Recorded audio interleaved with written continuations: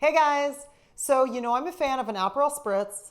I also love to change it up using Cappelletti and also using things like Cocchi. So it's called, some people say Cocchi, Cocchi, Cocchi.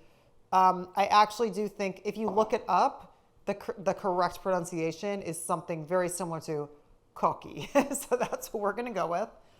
So it's very similar to an Aperol Spritz. I even use an orange with this. However, sometimes I normally use a lime with Aperol because it's almost so sweet sometimes.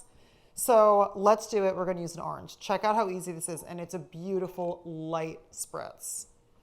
We're going to fill up the glass halfway with Prosecco.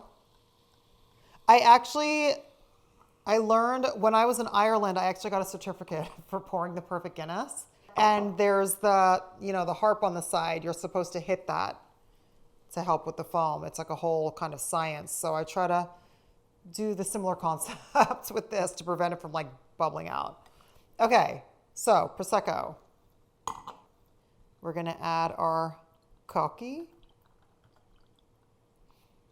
And now you can even tell, you can see how much lighter it is than the Aperol or Cappelletti, right?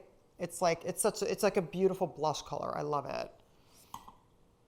Club soda. So now I'm just going to add a little bit of orange. Stir that up a little bit. And then we're going to garnish with a little bit of orange as well. Look at how pretty this is.